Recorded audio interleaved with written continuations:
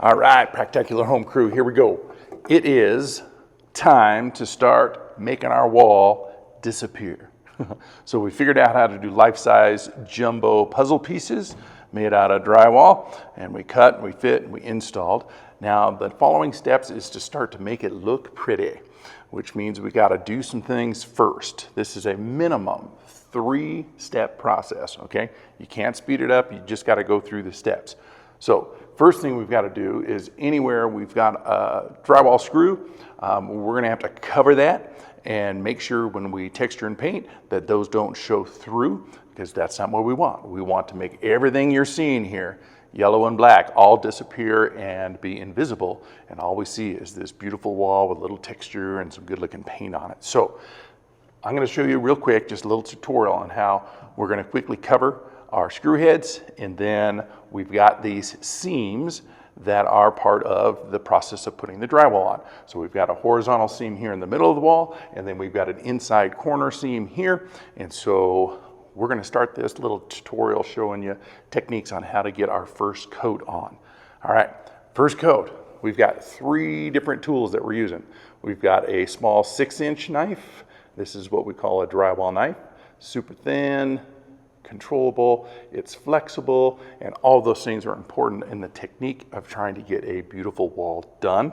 We've got a second knife for our second coat, which is 10 inches in length, and then we've got our final, which is our jumbo 12. So this is why we do this. Our first coat, when we're using our smaller knife, is we're going to want to go on our seams and put 50% above it, 50% below it, and so that should be how much material we put on the wall, okay? The material we're using is compound or joint compound. It's a mixture that we use to, again, cover and seam. If you hear me call it mud, that's what we call it at trades. So we're putting some mud on the wall, okay? That's what we're doing. So drywall knife number 1, coat number 1.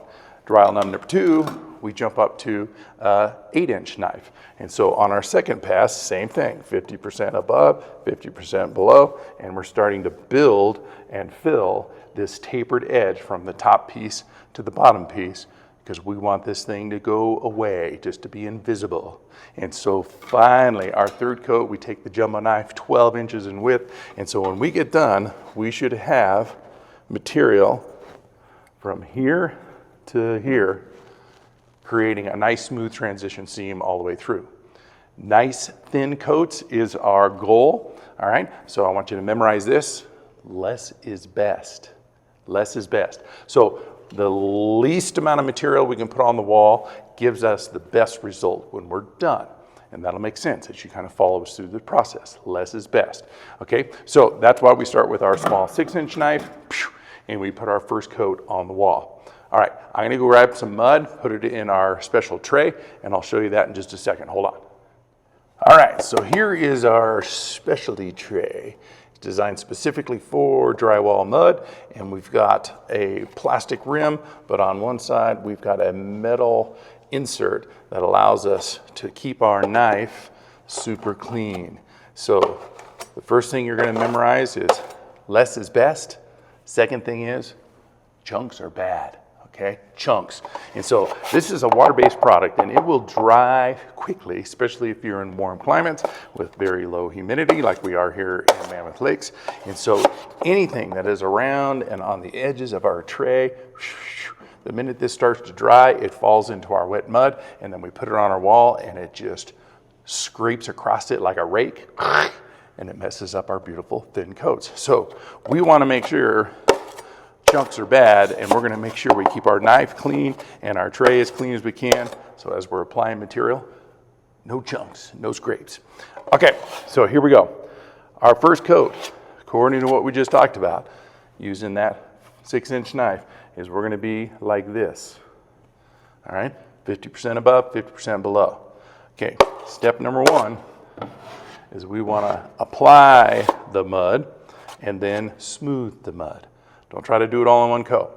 You apply it, then you smooth it. So we come up to our top edge, and we're going to put that on, and we're going to lay that knife almost flat. And we're going to pull down nice and slow, and then release as we get to the bottom half of where we're seaming.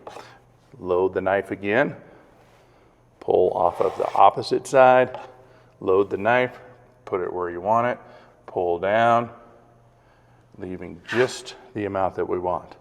All right, so we apply it first, then we smooth it, okay? So I'm gonna clear my knife. See all that? I don't want all that. I want a nice, clean knife to do the smooth in, okay? Here's the fun part. This is where we use the bendy part. We want it to be super thin here and super thin here. It's called a taper. And then we want to leave the middle part because that's what we're trying to build up and fill. Taper. So what we do is we put our knife right here and we're going to push down on that upper corner as we pull through the material, nice and smooth, and follow through. Voila, super thin tapered edge. Repeat the process down here. Push down on this corner, bring it into the material, slide it across. Okay, see how we're picking up material? So we're wanting to remove, clean your knife. Last move, we're gonna go straight across horizontal, really, really light. Look how I'm holding this thing. 2 fingers, super flat to the wall, and I'm just gonna pull across the middle, and that's it. Don't mess with it anymore. You're like, well, Mr. V, there's all these little holes and things. Absolutely, this is coat number 1 out of 3, right? So leave it alone, let it dry. The minute we start messing with it, guarantee, sorry, I've done this a lot, you're gonna mess it up worse than if you just leave it. Let it dry, coat number 2, coat number 3, it's gonna look beautiful. All right, that's the quickie. Now, we still have all these little screw heads. Here's how we fill that, okay? Super easy peasy if you follow these little steps. First of all, very little material on the knife. Little, because that's a little tiny hole. So here's how we fill it. Again, apply it, then smooth it, 2-step process. So I come in here and I'm gonna turn my knife and I'm just gonna put enough on it to cover. So I lay the knife flat like this and then I just push in. I give it a little bit of pressure so it pushes the material into the head of the screw. Then, so I went this way, I rotate 90 degrees this way, I turn the knife almost straight to the wall, okay? So that's 90 degrees, we're gonna just tilt it just a smidge. So maybe it's 85 degrees. And then we come over the top and we just gently wipe off the extra. Clear your knife, go to the next one, clear, wipe it off. And that's all there is to it. Let's do a couple more. Load a little bit there.